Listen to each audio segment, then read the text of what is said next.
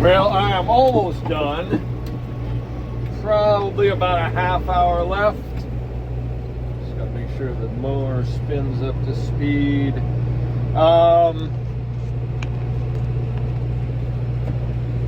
Yeah, getting close. Last few passes. This field is doing my back end. Next tractor has got to have a bigger cab for one, a better set of toolboxes, and also a swivel seat, because I gotta half turn my body while sitting forward, and my right hip is killing me. Trouncing around this field like that. And there is something loose in the cab that keeps knocking. It's driving me crazy. I can't see what it is from where I am without stopping, and I'm not going to stop until I'm done. But it's banging and knocking every time I move a certain way, bounce the tractor a certain direction, and got me kind of on edge, in case it's not something loose rolling around in the tractor, but something loose on the tractor. I don't know what it is. And now that I've set it and turned the camera on, I can't hear it. So I've cut the field a little bit differently this year than I normally cut it. Normally I do the perimeter for about 5 or 6, there was that knock. I do the perimeter for 5 or 6 laps, and then I strike out in the middle and cut from the middle outward. But this year I just went around and around. Part of that is I don't like to develop wheel ruts in the same spot every year. It is a little soft down in the lower section, and I don't I want to try and break up the compaction and the wear on the land, so I alternate how it's cut. Ah, shit. Sometimes when you set the mower down, it decides that you've hit something and it folds back out of the way. It's not ideal. One of these days, on one of my last mowers, that happened. I ended up breaking the PTO shaft, so I don't like it happening. But when the field's as rough as this, it is inevitable that something's going to happen.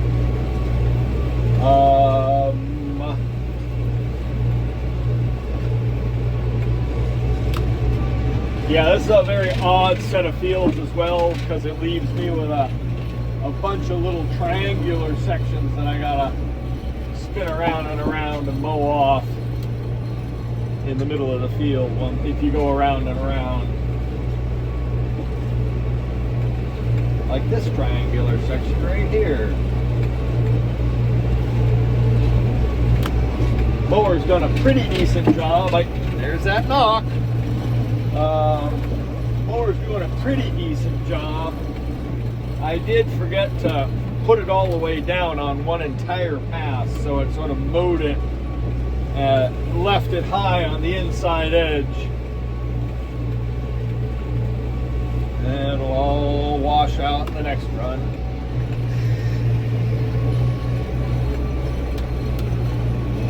I'd also use with a bigger mower, but not until the fields are improved and I'm not hitting stones, bumping over things and digging into the ground in high spots.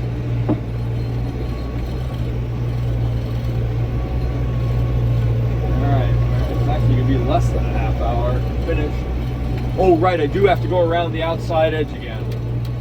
I also altered how I opened the field. Rather than cut with the mower against the edge of the field, I ran the tractor along the edge of the field so that I wasn't running the tractor. I could control where I was going. I wasn't running the tractor into the overhanging limbs and things. I was trying to avoid doing that. This field has some pretty big oaks that hang out into the pasture. I ended up hitting the tractor on. Oh, come on. Every once in a while, when I set the mower down, it does not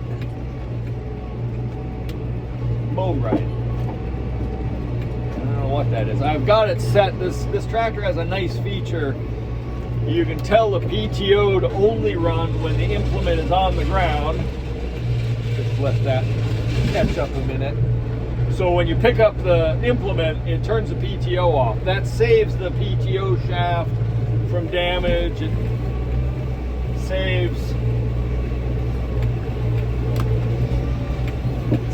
saves wear on tear on everything, but every once in a while the mower spins down enough that when you set it down, it struggles to get going again, and when the PTO comes back on.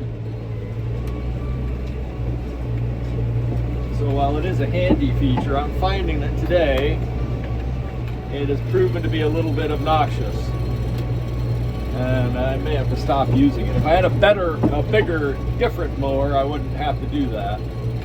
Anyway, this mower is great because it's robust and easy to fix. Huh.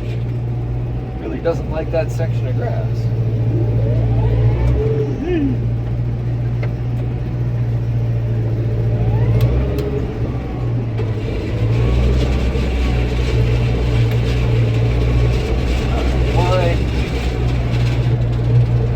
Gotta turn off that PTO feature because for some reason it is not liking it.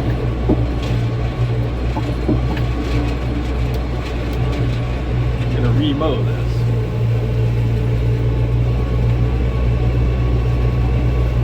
That's better.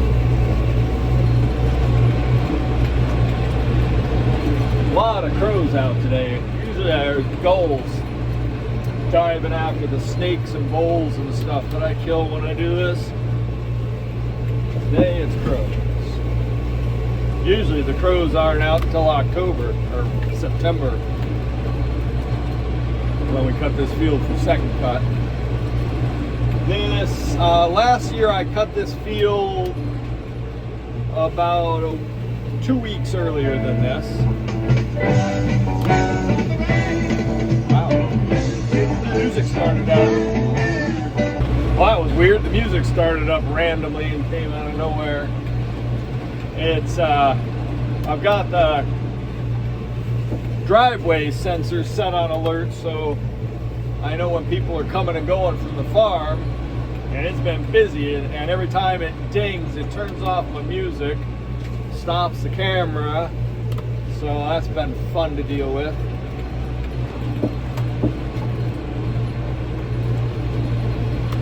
Alright, last little tough. Dropping it now. Alright, turning off the PTO, lowering the throttle. That is a wrap. Got this field cut. I don't know what time it is. I want to say it took me about 3.5 hours to cut. I could have gone a little bit faster if I'd done the other method of mowing. Going around and around, you gotta be a little slow because at every corner you gotta, anyway, it's hard to describe. It's the way mowers mow. Put my shoes back on, and as soon as the mower's spun down, I'll fold it back up and get back to the farm. Now the good news about this field is I don't have to be back here until I come to rake it and bale it. They'll ted it out tonight and tomorrow and maybe Friday morning too.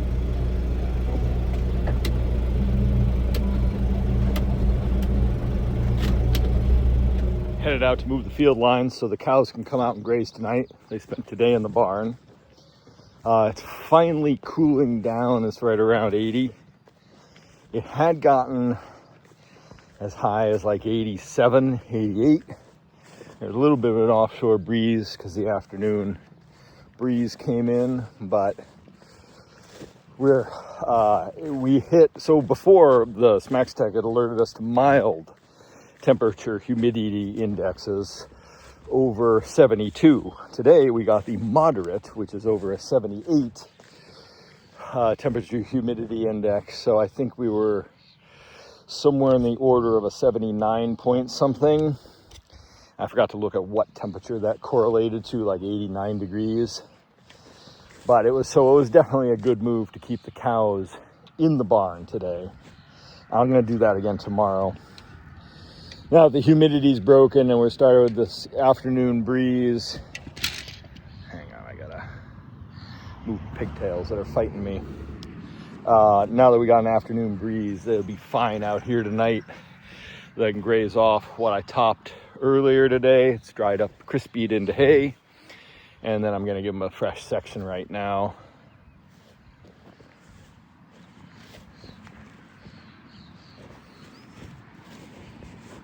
Yeah, I wouldn't have wanted to been doing small squares. That's today for sure. That was a couple of times I was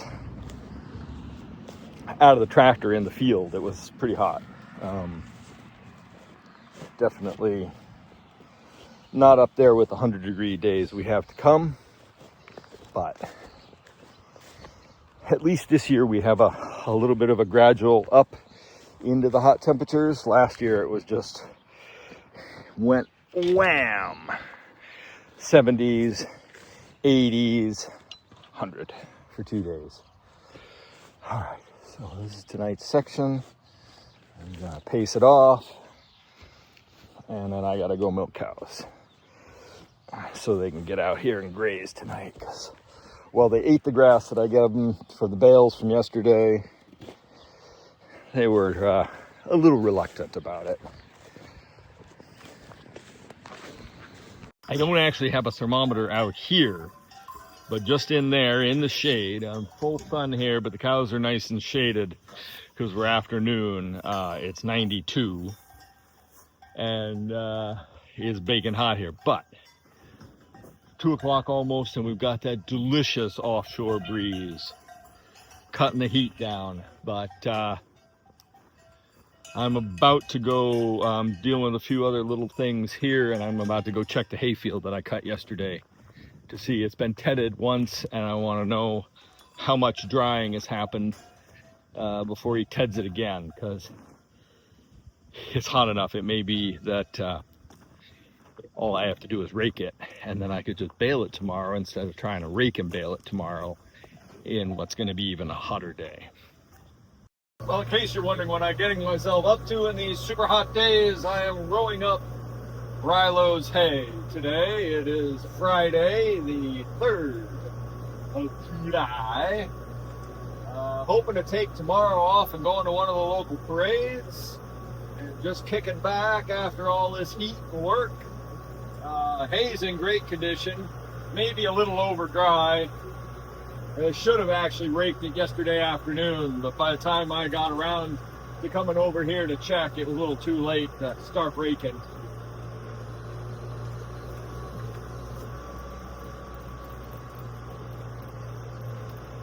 Good crop of hay, a lot of grass here on the ground, it looks like. I don't know how many bales it's going to make, and I forget how many were here before. Finally getting used to the rake. Fortunately, this field has a lot of turning area, so I can make sure I'm not making super tight turns. That seemed to be my problem before, catching the hose and catching the side, that jockey wheel. Unfortunately, this field is a little weird, so I end up with a bunch of little tiny triangles that I have to try and rake.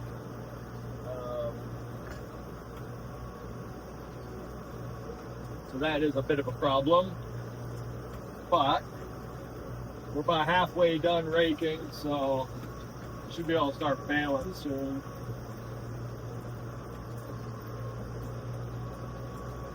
Yeah, unfortunately, this is one of those weird little sections where I got a tiny little triangle.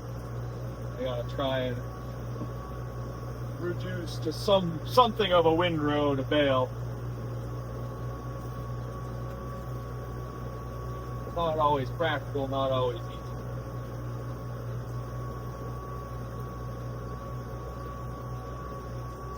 Good thing is this year the field's nice and dry. In previous years, even last year, it was very wet.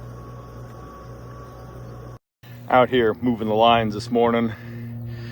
Cows are making their way from the roadside of the field. I topped that section quite a few days ago now. Not enough to top till a couple more moves. But I think I might spread manure back there today because we are overcast and looking like we might get some rain. And I'm looking now, I know the recommendation from our comprehensive nutrient management plan is that the cows should leave enough manure behind every year. But I think he's only assuming 2 grazings or 2 cuttings, because this area here you can see where the cows have left manure or urine, and it's much darker green, much more growth on those sections, much better looking forage. There are some rust spots on the leaves, which is a nutrient deficiency of some kind. I don't know whether that in this case is too much water or too little water or some other kind of infection. But all the light areas of green are lush regrowth, but it's just a little yellow. It's lacking a little nitrogen, so it's not going to be as high quality as necessary. So I think an application of manure will be just the thing. And in the area that I spread manure on, probably in the video you're going to watch tomorrow, that is a real nice regrowth, because that was where I tested the baler and the rake. Nice regrowth, and it's all looking like a good even color. So yeah, there's a lot of grass here ahead of the cows. It's doing good. We're gonna up to that section. By the time we reach the section that was mowed before and manured, it will be beautiful length. I'm just looking at this and saying that this is lacking. Now, we do have some deficiencies in this field otherwise. The pH isn't right. It's 6.2 or 6, somewhere in there. I really want to see it over 6.5. Everything would grow better. So I'm still planning on spreading the seaweed at some point. I just haven't gotten to it. It's a big job, because once it starts coming, I got to get it spread. So yeah, the summer's getting away from me. I'm not sure. There's a field up the road I'd like to be cutting today. I haven't been able to make contact with the landowner. I don't know whether I should just go cut it and ask forgiveness later or what. But there's perfect opportunity at the beginning of this week to do that. Like I said, we may get rain tomorrow afternoon. I'm not sure. Otherwise, I should be spreading manure here, working on fences. Yeah, I don't quite know what what I'm going to end up doing the next couple days, just because I want to go to Thomaston. I'd like to get Thomaston taken care of. You know, there's 60 bales await me there, and we haven't managed to get a cup much before August in all these years. What, 3 years of doing it? Well, I got to coordinate with Greg, and I've got to figure out, because it's basically even a 5-day job to go over there, because it is such a, I mean, it's only 9 miles, well, 12 miles away, but in the tractor, hauling the equipment back there, having to travel Route 1 at the height of summer. Definitely wouldn't have wanted to do it this weekend because of 4th of July traffic. So maybe at some point this week, if I can coordinate with Greg, or definitely the week after, I've got to tackle that. I do have the issue with the baler, where the very last bale at Rilo's, it was only a core. Now I do know, and it wasn't even a full core. So I do know, I think I've had problems trying to tie before when it's that small, because it's really only about 18 inches around, rather than almost 5 foot, 60 inches. So I think that may have been a problem, but the twine carriage got stuck at one end, wouldn't return, and the twine just kept spooling out. I had to turn it off and clip it, and reset the twine spool by hand manually. So I don't know if something's damaged or broken or not working, or it was just that bale was too small to even effectively try to tie. So I'd be a little nervous taking the baler all the way over to Thomaston to bale 60 bales, essentially, roughly. If that's not working, then I could be screwed. So I'd much rather try a couple of smaller fields local to me that aren't as critical. So I don't know how that's going to play out. I still left the equipment at Rilo's the other day when I came home, because yesterday was our July farm lunch, cowside lunch here, and so we had to prep for that Saturday and Sunday yesterday, and that just pretty much wiped us out yesterday. It was just getting ready for that, and then hosting the lunch, and then we kind of crashed hard afterwards. It's been a busy week, so yeah, I don't know what I'm doing this week. I got fencing to do here. That's the other priority, and I probably should consider my next move for the heifers, because I think when I check the forest, they're probably totally grazed out there. I don't know. We're going to see. I'd like to, maybe tomorrow they could have this cell after the cows have been in it tonight. So we'll see about that. I'm just looking down there at the end of the field. Looks like there's a dead tree. I'm going to have to identify that. God, I hope that's not the really big yellow birch that's down there, because that will leave a hole in the canopy. Be good for grass growth down there, but bad for shade. So yeah, I'm gonna have to check that out today. I should also do a grass walk today, it being Monday. That's my plans. I gotta go milk.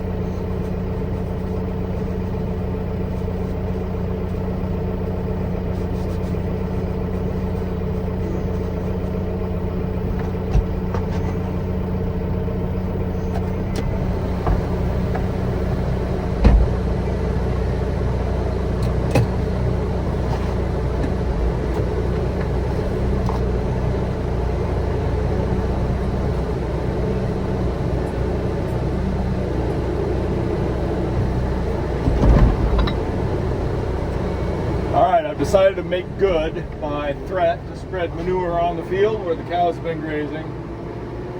It is a little sunnier than I'd like. It was supposed to be overcast all day today, but I got to do it when I can do it.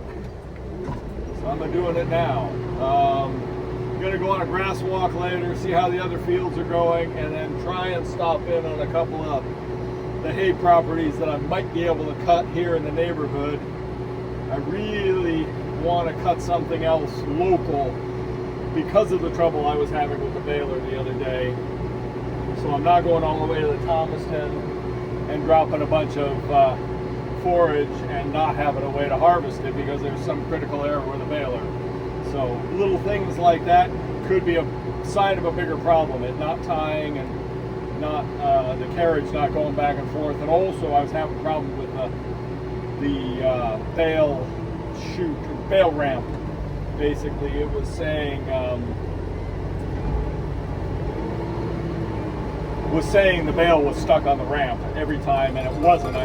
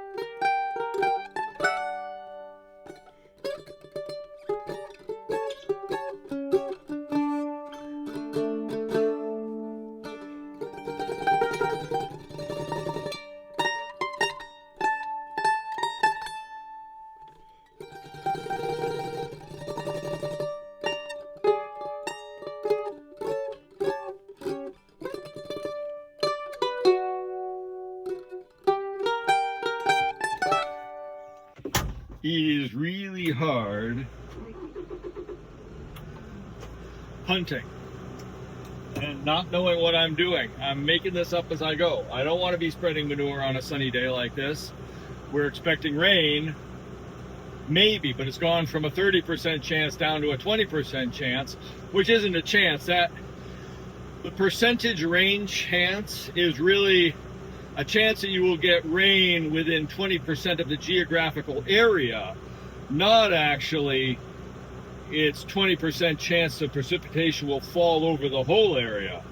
And we just never get rain when that's the case. 30%, 40%, I don't risk it. 50%, I don't risk it. But 20%, I could be cutting today, right now, and raking and baling tomorrow. I just don't have those fields.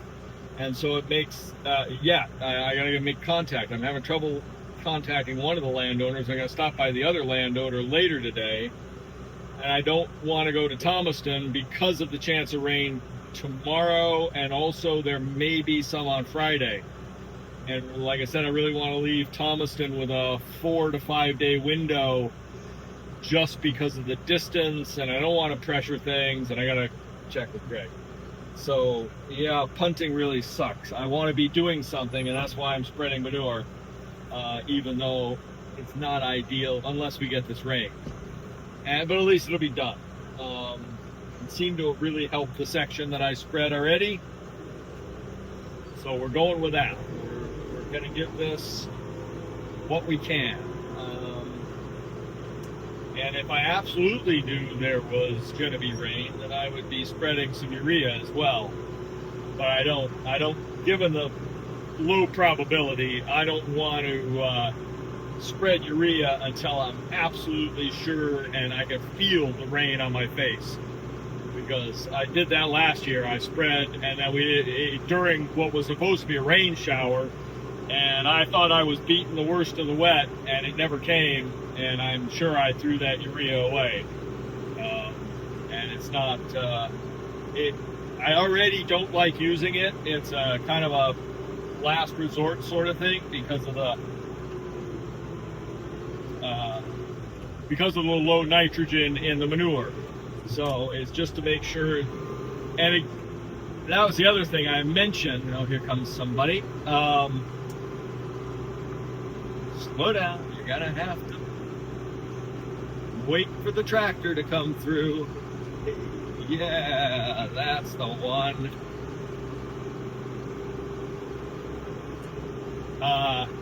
So I'm gonna, right, I forgot what the, oh shit, just wiped out that fucking chair. God damn it. Come on, get out of the way.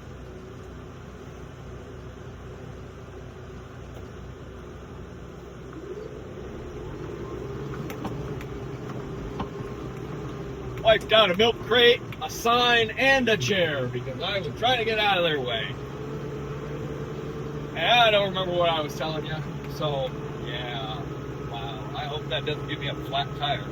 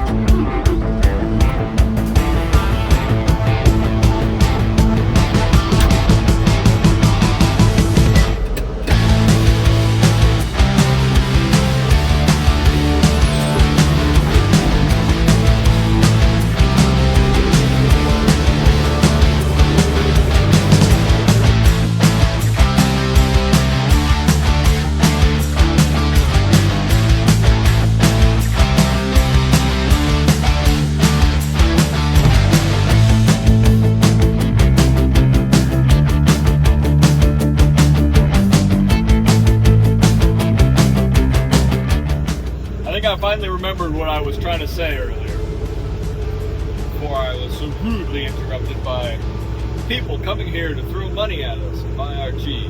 Oh, and there's someone else. It's Monday. It's a busy day. We've already had 5 sets of customers.